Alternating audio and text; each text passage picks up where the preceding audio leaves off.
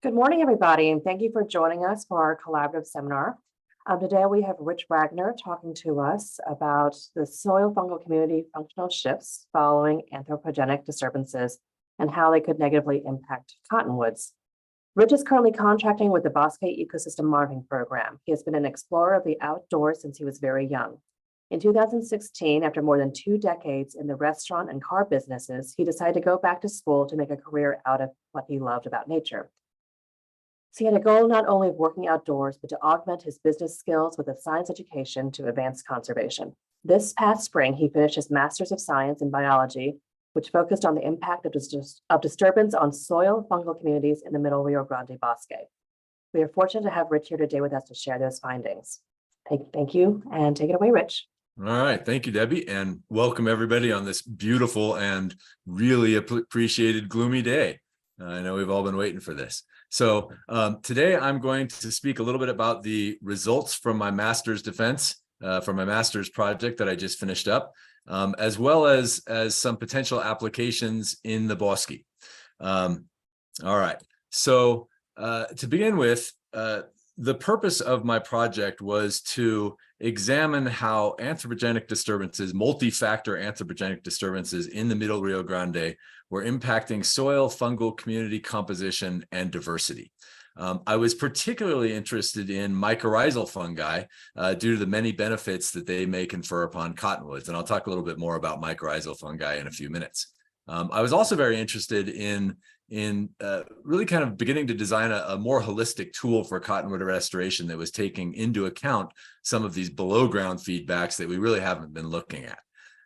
One of the major predictions from my study, and we made lots of predictions, but this was kind of an all-encompassing prediction, was that less disturbed mature cottonwood habitats would be characterized by lower fungal diversity. Now, a lot of this comes from ecological theory. We know that as systems move away from disturbance, dominant competitors come to be. We also predicted a greater abundance of ectomycorrhizal fungi than arbuscular mycorrhizal fungi, and I'll make this a little bit clearer as we go along, and that we would see fewer pathogenic fungi. We also predicted that access to water would significantly impact community composition, as again, water is a primary driver for both good and bad in this ecosystem. So I am making some assumptions to basically save time here that most of you here have a fairly good understanding of the above ground ecosystem that we're talking about here. But this is my study system. The Middle Rio Grande was my study system. This is, of course, an amazingly beautiful ecosystem that supports a great diversity of life, including critically endangered species.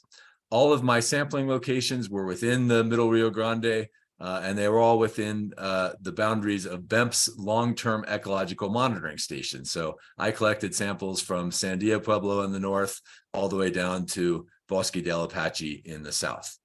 Now, beautiful ecosystem, but as we know, this is a pretty troubled ecosystem. Historically, it was a flood-structured ecosystem. Now, really, it's structured by a lack of flooding.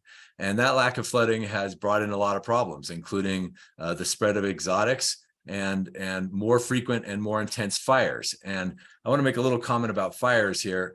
Now, we know that this is not a fire-adapted forest. And typically, fire-adapted forests also have fire-adapted fungal communities, particularly fire-adapted mycorrhizal fungal communities. So we can be fairly certain that our mycorrhizal fungal community here is not a fire-adapted community. So, on top of all that, obviously increasing water extraction and climate change are making all of these problems more pronounced.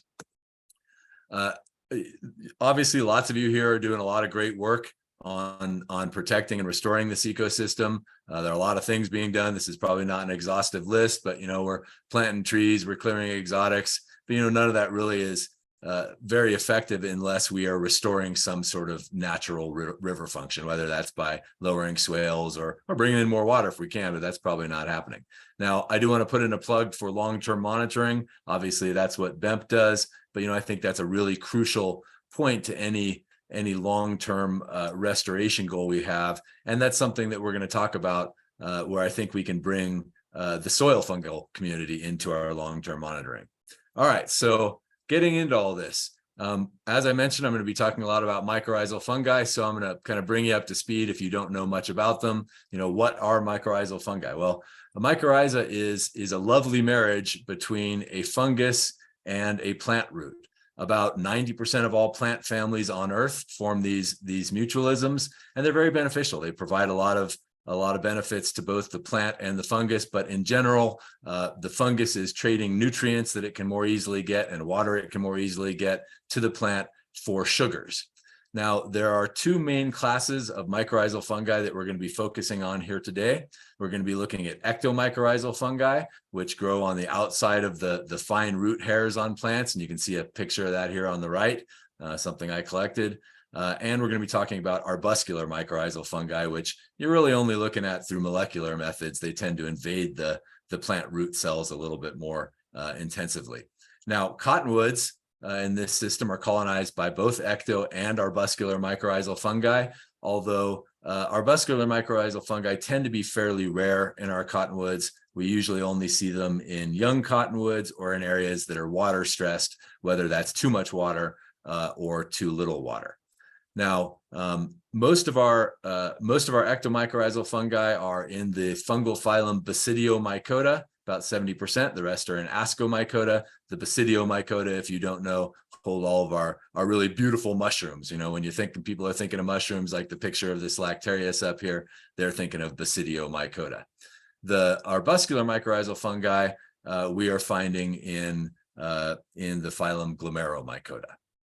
So, in riparian ecosystems, mycorrhizal fungi provide a lot of benefits. They can provide soil structure, build organic matter and cycle nutrients. As I mentioned, they can aid in plant water and nutrient uptake. One way they do this is really by acting as an extension of the plant's roots. And we know in particular with cottonwoods, their roots only go down about 3 meters. So, as our groundwater levels are dropping, this might be, really an incredibly beneficial feature for these cottonwoods to have mycorrhizal fungi helping them to extend that root system.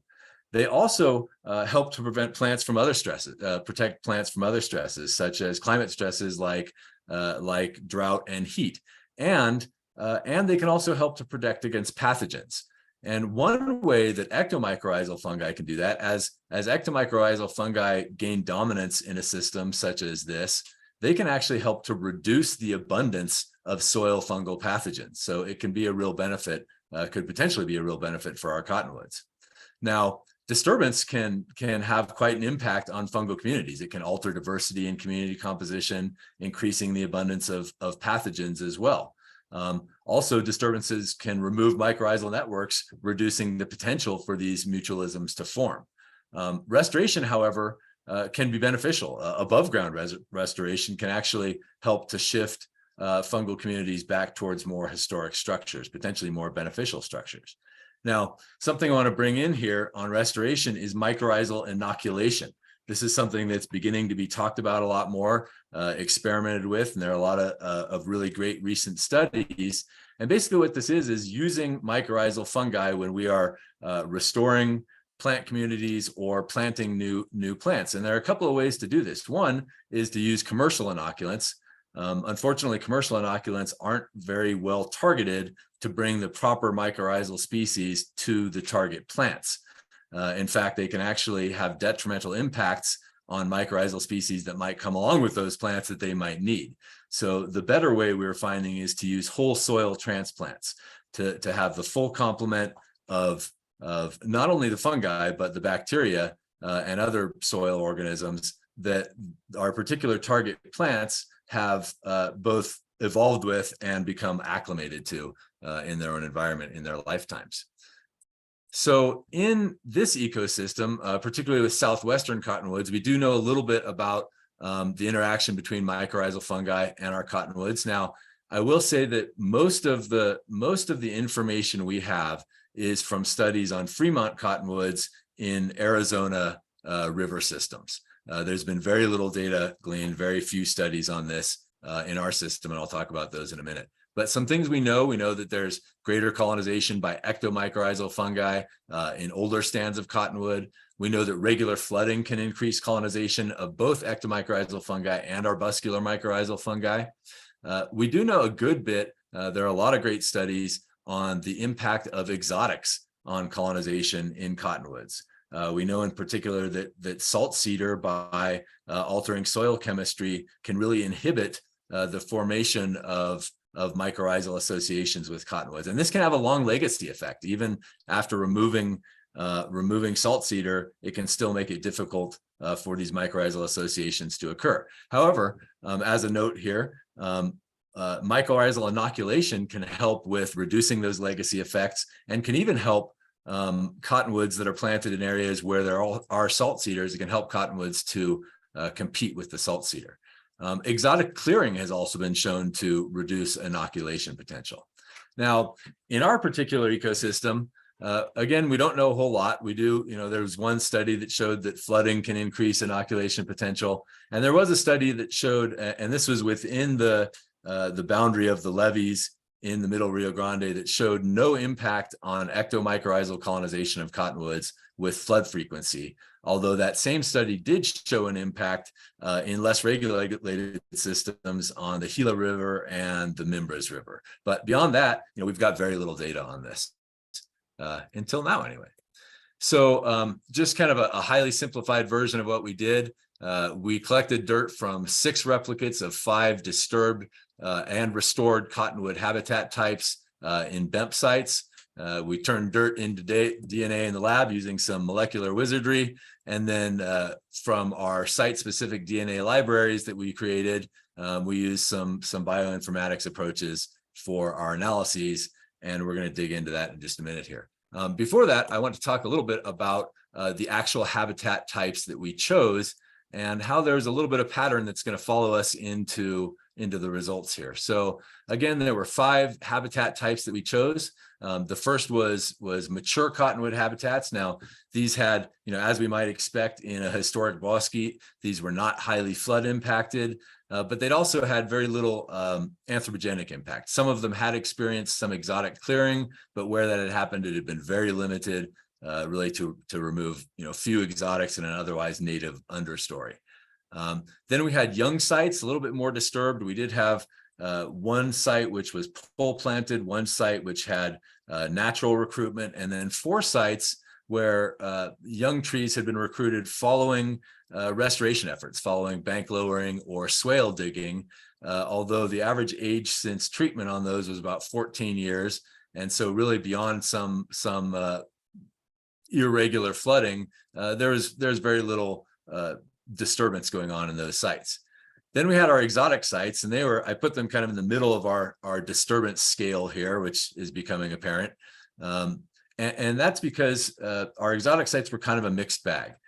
They were different species. So we had some sites that were salt cedar, some that were Russian olive, some that were elm, some that were mixed. And also some of these sites were in landscapes that were heavily exotic impacted, and some were patches of exotics in otherwise relatively healthy, mature cottonwood forests. So I put them disturbance-wise kind of in the middle of this disturbance scale. And then we have our cleared sites. Now, most of our cleared sites had been effectively cleared. Some of them, there were exotics returning, but they had been pretty disturbed by clearing. Most of them had had at least one fairly heavy mechanical clearing event, if not 2 or 3 heavy clearing events. And really the data, the research does show that clearing can have a pretty significant impact. And then on the far end of our disturbance scale from our mature sites, we had fire impacted sites. Now, these were really kind of the epitome of our multi-factor disturbances. Some of them had exotic disturbance prior to the fires. Many of them had clearing events prior to the fires. And the age since fire was on average 7 years. We actually had 2 sites that had burned about 2 months prior to our collection, one at the Albuquerque Biopark and the other right at the edge of the Big Hole Fire in Berlin right there. So what we ended up with is what we thought was a pretty good scale of disturbance, going from least disturbed, less disturbed to more disturbed. And a neat thing is, as we start to look at results, as we're going to do here, the results really make a neat pattern with this disturbance scale. So the first thing we're looking at is diversity. And what we see is that we have 3 different metrics of diversity we're looking at here. We're looking at our observed species counts, We're looking at Shannon diversity, which tends to weigh rare species a little bit more. And we're looking at Simpson diversity, which tends to weigh evenness of species a little bit more. And what we see is as we increase in disturbance from mature to fire, we also increase in diversity. And again, following ecological theory, this makes some sense. Disturbance is creating more niches for diversification of these various fungal classes. And there's a lot of good evidence that certainly looking at fire impacted sites, that fire can really open up a lot of niches for a lot of different fungal species, different kind of disturbance adapted species. And that's what you see here.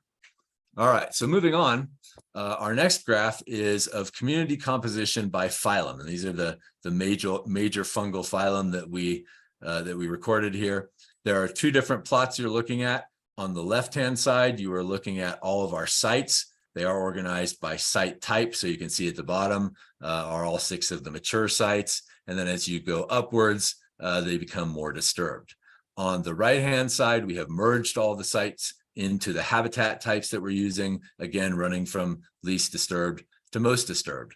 And what you see here is when you're looking at the light blue is Ascomycota, the dark blue is Basidiomycota. And if you recall, the Basidiomycota are most of our ectomycorrhizal fungi, and that's mostly what we expect to be finding in our cottonwood forests. And you can see as that we go from our least disturbed to our most disturbed, the Basidiomycota reduce in relative abundance, the Ascomycota increase. And this is relative abundance of our DNA sequence data that we're looking at in all of these. While we're on this page, one thing I want to point out that I'm going to circle back to in a little while is that you will notice that there are some sites on the right-hand side. If you look at particularly a couple of young sites, an exotic site, and a cleared site here, there are some of these sites that have community compositions that look very similar to the mature sites. And so kind of keep that in mind. I'm going to circle back to that in a few minutes. So the next thing is we're starting to talk a little bit about the functionality. What are these different fungal groups doing? So this is trophic mode. And there are two different ways we are looking at the data right here. On the left-hand side of your screen, you are looking at relative abundance. On the right-hand side, you are looking at total abundance of our DNA sequence reads. Now, I want to say, take the total abundance with a note of caution. Using our methods, total abundance can be somewhat misleading unless the methods are very clean. Now, I put this in here because for two reasons. One, I think my methods were very clean. And two, it tells the same story that I'm seeing with relative abundance everywhere else. So what this graph is telling us is, so let's look at the kind of that pinky color first. That is most of our symbionts, our endophytes, our leaf and root endophytes, our ectomycorrhizal fungi, all of our mycorrhizal fungi. And what we see is that we go from mature to fire, from more disturbed or less disturbed to more disturbed, those reduce in abundance. You'll also notice that like that light blue, that's a lot of our saprotrophs, our wood decay fungi. And we see that those actually increase as we increase in disturbance. And that follows a lot of the research that I've done. And finally, on the top, our 3 bands of color are pathogens and potentially pathogenic fungi. And we can see that as disturbance increases, the abundance of our pathogenic fungi increases. And even if we're looking at total abundance on the right, we see a marked difference between mature and fire and even any of the other categories. So this is our mycorrhizal guilds. Same thing as the last slide as far as relative abundance and total abundance. And what this is showing us is that as we go from less disturbed to more disturbed, we see that ectomycorrhizal fungi are decreasing in abundance and our vascular mycorrhizal fungi are increasing in abundance. This is one of my favorites and really starts to tell the story that I'm most interested in. This is the 5 most common mycorrhizal families that we found in our data. I'm going to focus particularly on the right-hand side here, our merged sites. And if we look at, let's start looking at the bottom band here. So our colors, the light blue, the dark blue, and the light green are all Basidiomycete ectomycorrhizal fungi. The light blue are in the family Inosabaceae, and these are a lot of the mushroom-forming ectomycorrhizal fungi that we expect to find in this type of forest. The dark blue and the light green, we may expect to find some of those, but we would imagine those to be more common in a boreal forest or in a pine forest. And what we can see with those ectomycorrhizal fungi, those first three colors, is that as we increase in disturbance, they are decreasing in abundance. The dark green, I think, is also really interesting. The dark green is in the family Pyronebaticeae. And while many of these are ectomycorrhizal fungi, many of them are also disturbance-loving fungi. In fact, there are lots of them, as the name of the family might belie here, that don't even fruit until they've been disturbed by fire. So you can see that as we increase in disturbance, the relative abundance of these disturbance-loving fungi is also increasing. And then on the far right, you can see that kind of mauve-y pinkish color. That is our arbuscular mycorrhizal fungi.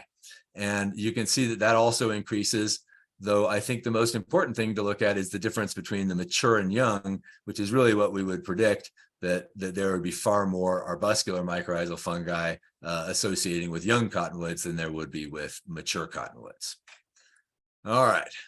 So I'm not going to get into the weeds on this, but this was a really neat part of our analysis. This was a differential linear model that allowed us to see really what specific species were driving differences between these habitat types. And again, without getting into the weeds here, the neat story that this tells is kind of the same story that everything else has been telling. As the difference in disturbance severity increases, so as we go from, say, that the comparison of young to mature to a comparison of fire to mature, the number of species driving these differences increases. And that's a gross oversimplification of how this works. But again, it's telling that same story. What we also got out of this analysis were some particular species responsible for driving the differences between these habitat types. One of them was a species in the family Inosabaceae, like we looked at before, one of these ectomycorrhizal species that we figure should be associating with cottonwoods. And in fact, this particular species is known to associate with cottonwoods ectomycorrhizally and has been found in association with our species of cottonwood. And this particular species was the most significant in driving differences between mature habitats and all of the others.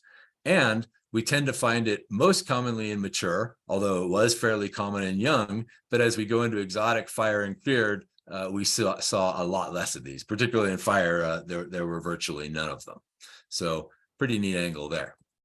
All right, so this is looking at an ordination of our sites by site type. Now, the first one we're going to look at is on the left-hand side, this kind of ugly ordination. I don't think it's as ugly as some other people think it is. I think if you're looking at it, you can see a fairly distinct clustering of the mature sites. The young and the exotics tend to cluster fairly closely together, but they're a bit spread out. And then the cleared and the fire cluster pretty closely. Now, because this was a little bit ugly, I also ran a nested Permanova model on this data, and you can see the p-values down below. And this was done to, again, compare the community compositions of these different habitat types. And you can see if we look at mature versus fire, they have the most difference in disturbance on our scale, that it is highly likely by the p-value that those are different communities. Mature versus cleared, also going to be different communities. Mature versus exotic, probably. Mature versus young may not be different communities. And we look at fire and cleared, it is highly unlikely that fire and cleared have different community compositions. So, really kind of backs up the story that we're seeing in the data we've looked at so far. Now, on the right-hand side, we went back and did something a little bit different. And part of this was kind of the ugliness of my first ordination. And the other was something we talked about earlier. And if we go back and we recall that there were some sites that were not labeled mature sites that had similar compositions to our mature sites. So we went back and said, okay, so what we also have here is we have two different groupings, which are more disturbed and less disturbed. Our less disturbed sites typically had mature cottonwoods. They had some flooding, but it was infrequent. They had very little clearing done. They had no fire impact, and they were relatively free of exotics. Versus most of our other sites, lots of clearing, lots of exotics, lots of fire impact. And so when we took these two different categories and we ran an ordination on them, you can see very distinct clustering between more disturbed and less disturbed. And in fact, the p-value for that is 0.0001. All right, and I'm going to circle back to that in just a minute too. So our last analysis, and we ran two different models on this, was to look at some of the environmental factors that we were able to compare to our community compositions, because again, all of our data was collected within BEMP's long-term ecological monitoring sites. So what we found was that there were some particular environmental factors which were important in distinguishing these different sites and these different habitat types. One was pH. Another, organic matter, seemed to be important in distinguishing these different habitat types: total vegetation cover and total cottonwood cover. Now, we also looked at three different water metrics. We looked at flood frequency, depth to groundwater, and groundwater variability. We found no strong signal from flood frequency, which does not surprise me. All of my sites were sampled outside of the active channel, where there has been very little flooding, except for the one big flood we had in 2019, which I think kind of threw a little wrench into that analysis. We also looked at groundwater. We think from our analyses that groundwater is probably an important indicator, but we would need more data to make that determination. However, groundwater variability, and this is the standard deviation of groundwater over 1 year, definitely was a big driver of similarities in community compositions between sites. And a neat thing is, if we circle back to the ordination on the right-hand side here, where we're talking about less disturbed versus more disturbed habitat types, what we found is the less disturbed habitat types all had greater cottonwood cover, greater total vegetation cover, more organic matter, a similar pH, and also lower variation in groundwater. So, all of these significant drivers, environmental drivers we found here, were common to our less disturbed habitats, which, to me really suggested, a strong signal on community composition just from disturbance in general. And I think leading a little more credence to some of our other analyses here. All right, so that all being said, why do we actually care about any of this? I think we all know that the future of the Bosque is fewer cottonwoods, more exotics, less water, and more fires. However, public sentiment and the money that comes with that is still geared towards cottonwood restoration. So, how do we rectify that, and what role do fungi have to play in this? As we've talked about, plants need fungi. There are a lot of benefits they gain from particularly mycorrhizal fungi that we've been talking about. We also know that disturbances to fungal communities can lead to a reduction in whole ecosystem function. So this is a really important thing. These below ground feedbacks are really important things for us to be looking at if we're going to be doing whole ecosystem restoration. Now, that all being said, I think there were a couple of surprising results. First off was that fire and clearing in our study had such similar community compositions. When we've tried to restore fire sites, it's been particularly difficult, especially where we don't have a lot of water available. Now, we don't know what role fungi or lack of fungi are playing in that, but I think from these results, we can probably suspect that that might be a pretty clear signal. Now, clearing, however, also has that same legacy effect that we're seeing from fire. When we're going in and clearing exotics as part of our restoration efforts, we're actually creating a situation where we have fewer potentially beneficial mycorrhizal fungi and greater abundance of pathogenic fungi. So we may want to re-examine what we're doing with clearing or how much clearing we're doing. Now, the other surprising finding I thought was that mature and young sites were so very similar.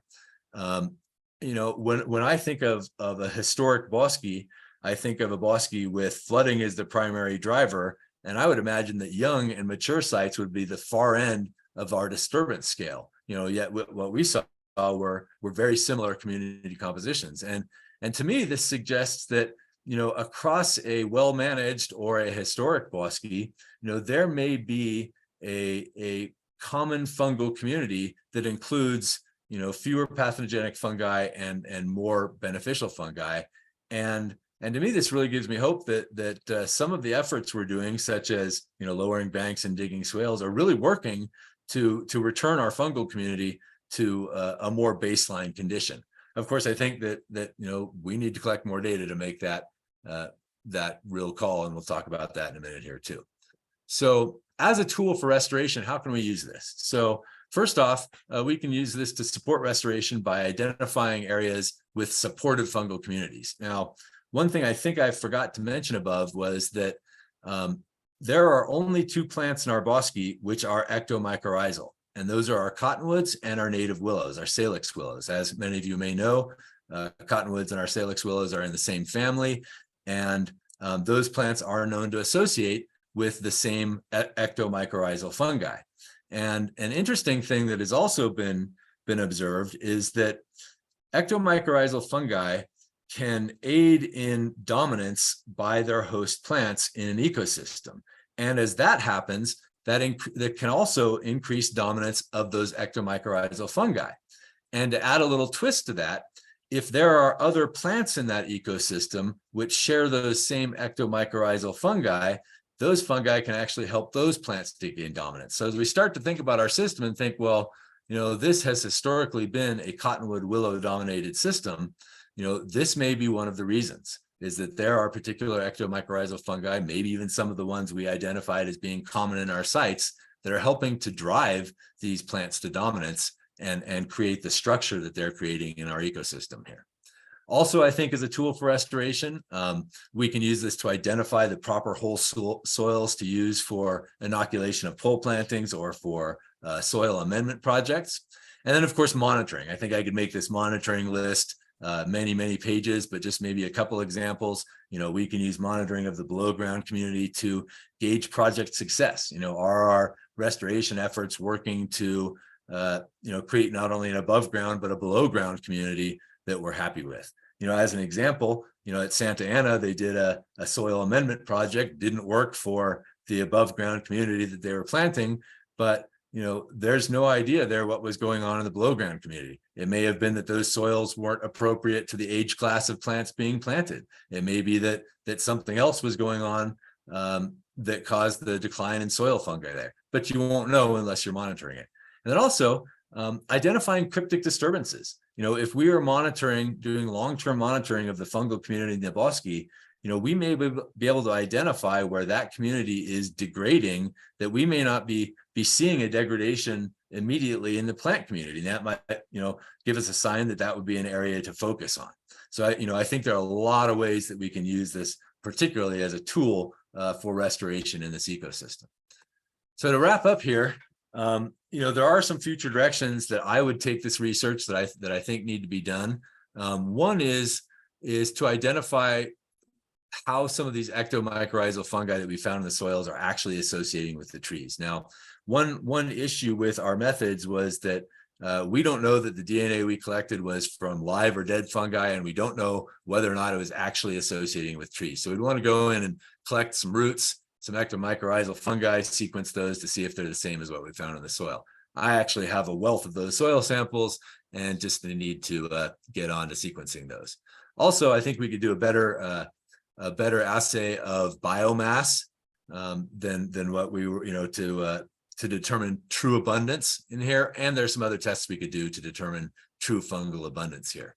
I would like to explore some of these indicator species, like this Inocybe species we found that was a real strong indicator of differences between our habitat types, see what those are actually doing. Are they actually associating with our cottonwoods?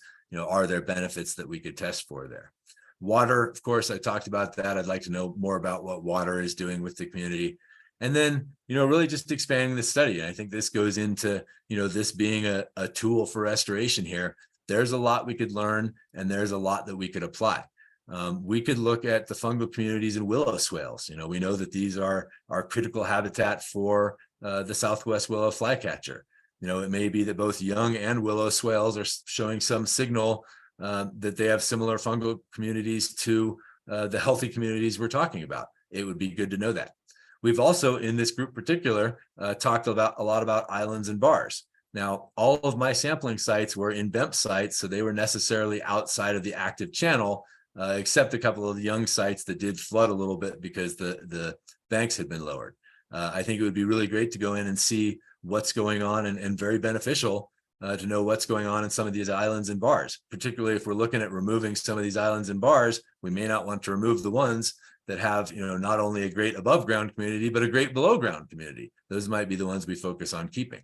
And then I think gaining more data on what a true baseline community is. There are undisturbed mature cottonwood habitats out there we could sample that are really less disturbed than the BEMP sites. And there are also all age classes that we could be looking at. We could be looking at young cottonwoods that have been naturally recruited, and middle-aged stands as well, to really get a better idea of whether or not we do have a healthy baseline fungal community. All right, well, that is, I think, all I have scheduled my time for as far as talking goes. So if we have any questions, we want to get a little discussion going, I am happy to do that. Thank you very much. Thank you so much, Rich, for that fascinating and amazing presentation. Does anyone have any questions? And feel free to unmute. Hi, Debbie. Hi, Rich. Hi. This is Yasmin. Hey, Yasmin. And yeah, I echo Debbie. Thank you. It was a very fascinating research that I think raised a lot more questions than anything else. But no, I'm glad that you're working on it. It's I think there's a lot of good information that could come from it. I guess you're focusing on cottonwood communities, and you're talking about how some of this mycorrhizal fungi could be used potentially in restoration of these types of communities. But I'm wondering, how much information do you have about the association of these the mycorrhizal communities with groundwater? Because obviously groundwater is a huge factor in terms of whether we can restore cottonwood and willow communities. And then, thinking ahead to climate change and changes in conditions in the Bosque, and what the Bosque of the future could look like or might have to look like. I'm wondering what the possibility is of expanding some of this research to non-cottonwood communities, maybe inside or outside the Bosque, like Right. maybe scrubbean, mesquite, or grasslands or things like that, to just look at the differences in what what you're finding with the fungi between these communities, and whether some of these other communities could be supported in places in the Bosque where we don't have the conditions to support our traditional riparian species. Right. So sorry, that's a very long. No. long-winded. And I think I can answer that in a couple of different ways. One, I think we need more data, obviously, on groundwater and the impacts, but there is a lot of research on the impact of groundwater with particularly mycorrhizal communities. As we found, they do not like great variations in depth to groundwater. And many of them really do require, or certainly prefer, shallow depth to groundwater. So, Okay. something obviously that we have a problem with. So, that could be some more directed research right there. On the different associations and how we move forward in a bosque that is probably not going to be cottonwood willow dominated, I think there are a couple answers there. One, if we're talking about things like elms and Russian olive and salt cedar, those are as far as salt cedar, we think they're non-mycorrhizal. Russian olive create a problem in the bosque because they are actinorhizal. They actually support little bacterial communities that fix nitrogen from the atmosphere, and they leave a whole lot of nitrogen in the soil, which can make it difficult for the cottonwoods to create mycorrhizal associations. But they themselves are not mycorrhizal.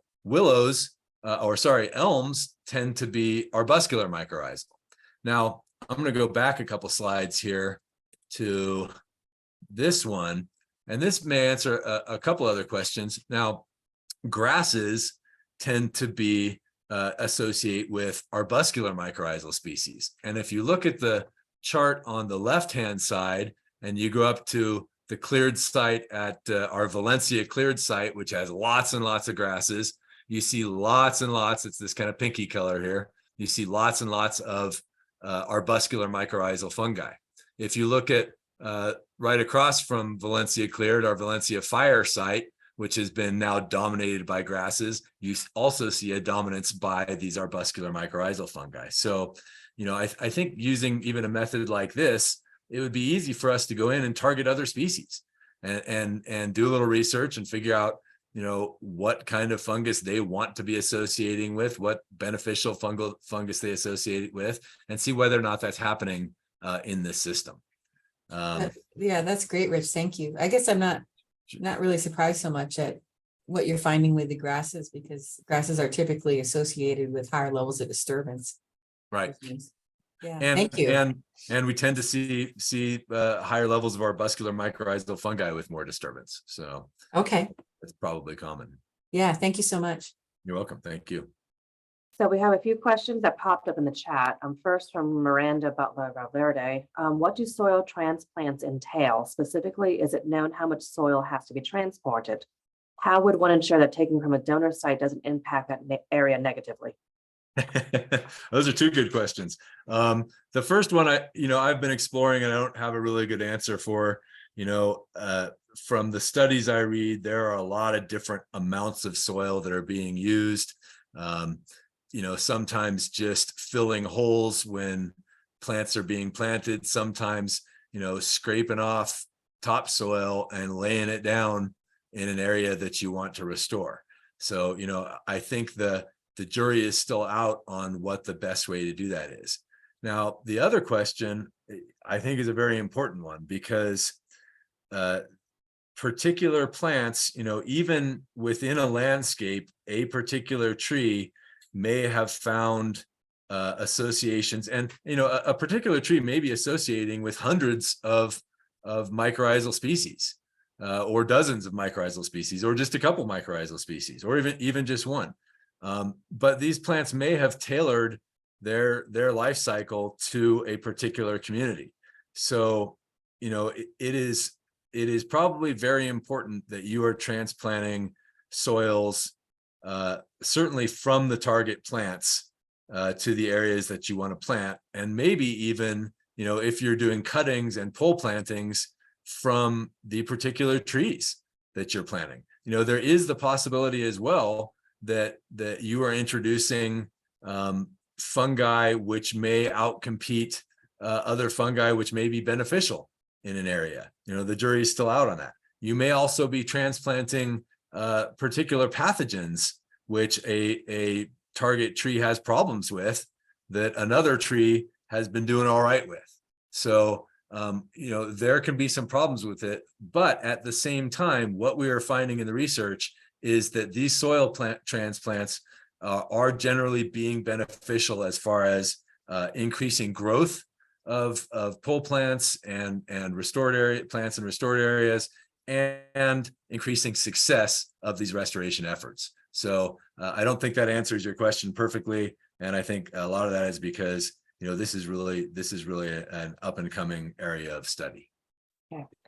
Miranda, do you have any follow-up? No, but thank you for that response, Rich. Great talk. You're welcome. Thank you. And Hira Walker asked, I noticed that you had a photo of a shelf mushroom. Was there any interest and effort in assessing presence of this type of fungi? There are data from other systems and habitats, particularly coniferous habitats, that have shown that presence of these fungi to be correlated with and important to cavity nesting birds. There has even been efforts to inoculate younger trees so as to create conditions conducive to cavity excavation by birds. Well, I'd like to look at what all of these, particularly the indicator species. I did not look in to see whether or not we had any important indicators that were some of these shelf fungi, because mostly I was looking at mycorrhizal fungi, and a lot of these shelf fungi are wood decay fungi. The signal we did see was that as disturbance was increasing, these wood decay fungi were increasing, and that probably goes along these same lines as we've got greater disturbance, as we've got more dead wood lying around, as we've got more dead trees standing around, you're going to see more of these shelf fungi, which are going to be creating, as you said, there more habitat for these birds. That's as specific as I can get with that. Although I think that's certainly something, if I knew those particular species, I could drill in and say, yeah, we have more of these here. And that's an area we could focus on. So, if you wanted to hit me up and send me a little more information on that, I would be happy to drill into that. Here, do you want to follow up with anything? I'm going to try. Can you hear me? I'm Yes. still working out this headset thing. And sort of some observations are that, like salt cedar, for example, mature salt cedar still does not have some of those same shelf mushrooms that you see on cottonwood trees, for example. And so in some of these quote unquote mature salt cedar areas, you don't have, there's other reasons as well, but you don't have some of those cavity nesting birds. Right. Whereas you might have that in mature cottonwood habitats, and just kind of understanding that relationship with the different like shelf mushroom species, or as you were saying, the decaying species. Right. It's possible that with salt cedar that they're particularly good at resisting fungi. As they senesce and become more vulnerable, it's likely that wood decay fungi are going to make it in there. But if there are particularly less invasive wood decay fungi, it may be that as a species that is non-mycorrhizal and does a lot of work to alter soil chemistry to make itself at home, that it may be doing a lot more to deter other species of fungi as well. But I don't know. That's speculation. Mm-hmm. Okay. Well, I can find some of those papers too and send them your way. That would be great. I would appreciate that. Yeah. And I'll look into that a little bit. Yep. And I think Andrew was going to ask a question. I don't doubt it. Andrew, you have the floor. Andrew, if you're talking, we cannot hear you.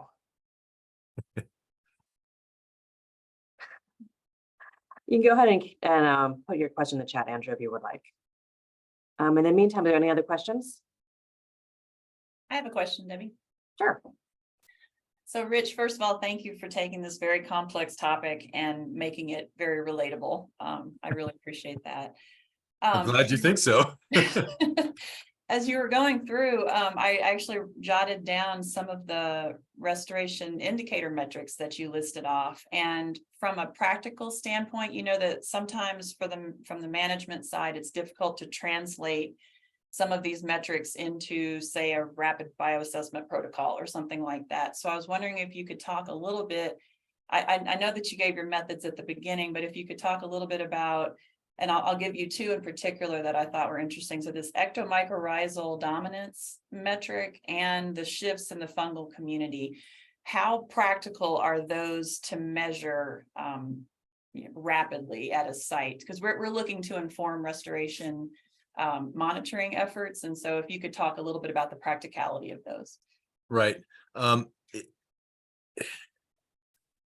I think it would be very practical because, in reality, first we need to go in and assess a little bit more what, as I talked about, what species are actually associating with our cottonwoods. And I do have some samples which could be used for that pretty quickly. Really just need some sequencing done at this point to say, okay, yeah, these ectomycorrhizal species are associating with our cottonwoods. We know just from this data that there is a lot of dominance by inosibes. So, we can certainly start from there. And so looking at some things like that, it's really only, I mean, for me to go out and collect a site just on my own takes a couple hours to collect the dirt. Takes a couple hours in the lab to get things ready. There's a little bit more work in extracting the DNA and getting it sequenced, but these are things that can be streamlined. And in reality, there are a lot of labs out there that you can just send your dirt to, and they're going to do this for you. They're going to do, because they do tons and tons and tons of it, a lot faster than I do it. They're going to do quick extractions. They're going to get you your sequence data back. And then once you have the bioinformatics workflows in place, which I do at this point, it's kind of a plug and play to plug it in and very quickly say, this is how much of this I have in a particular area. So, I think this is something that very realistically and cost effectively can be done in this system. Well, that's really good news. So my follow-up is to try to recruit you to one of our ad hoc groups. We're going to be trying to put together some attributes and indicator metrics for ecosystem function for this ecosystem, and we're looking for novel ideas. And so if you have the capacity, I would love it if you could be a part of that group. Absolutely. I'd love to. Shoot me an email. Okay, great. Thanks so much. Sure. All right, Hi, anyone Andrew. else have questions for Rich? I think Andrew does. He looks like he's here now. Okay, Am I being heard? yes, are. you are. Sorry about our technical issues here. Well, first off, big kudos, Rich, for grappling with a very complicated subject matter that sometimes it felt like you were speaking Latin to us. I got a couple of people here, and we're just loving all the different applications of this information. I really appreciate Catherine's prompt and kind of the monitoring component, and this is just kind of a seed for future conversations. But wouldn't it be great, as I'm focused right now on doing this plant matrix application, right, where we're really trying to get a better shakedown on the native plant species that are native to the greater Rio Grande ecosystem, for all sorts of different purposes. Try to understand, the more where climate adaptation opportunities are, to make a practical guidebook to help people make plant selections. But we know there's going to be all sorts of holes in our matrix, So one column's the plant name, and the next 20 columns are considerations, attributes, and traits. So the fungal component is super intriguing as potentially one of the aspects in our matrix, but it really seems to, in my mind, lend itself for experimentation, because we're not in the next 6 months or even the next year, but eventually we're going to try to plug some of those holes in the matrix, things that we don't know about important plants with experiments. And if we could incorporate a fungal component to those experimentations, I think what that translates into is as an earlier commenter, was it Yasmin, was talking about, let's get beyond the cottonwood willow components and look at other vegetative genuses to see if there's other opportunities there in the fungal sense. So I'll stop yammering there, but just to say, I see all sorts of great different connections with the work that you're doing, and hope to be helpful in finding good experimentation platforms to tell a longer story. Thank you. I think that the methods I used, as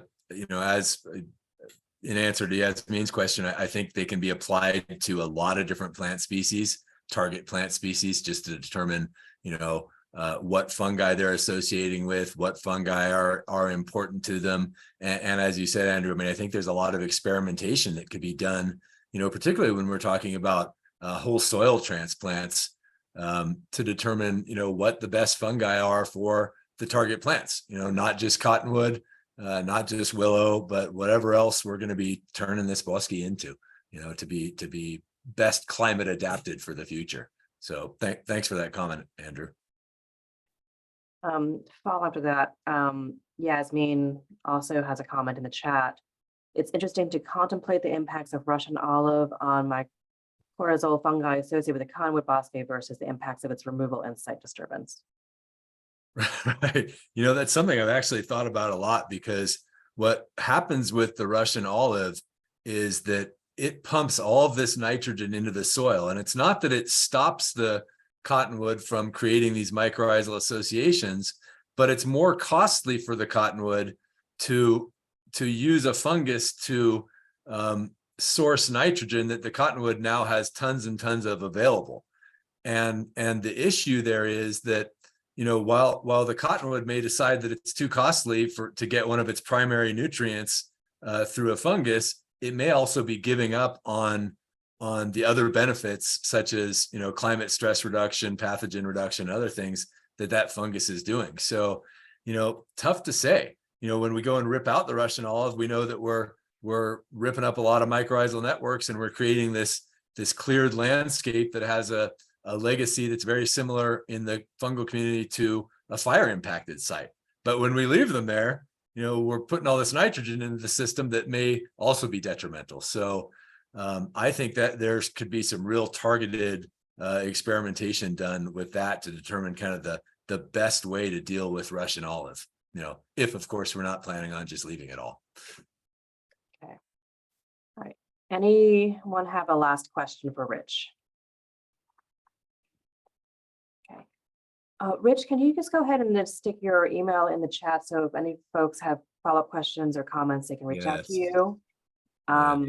And thank you again so much for taking the time to share this fascinating research. I know that there will be a ton of follow-up questions once people can sort through this in their brains. I know I will.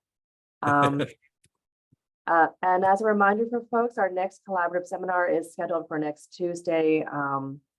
We have Jonathan Packlin from the Arkansas River Watershed Collaborative coming to talk about post-fire flooding and recovery in the upper Arkansas River Basin, and hope you all can join us. And thank you again, Rich. Thank you very much. I appreciate it. Thanks everyone for being here. I hope this was informative.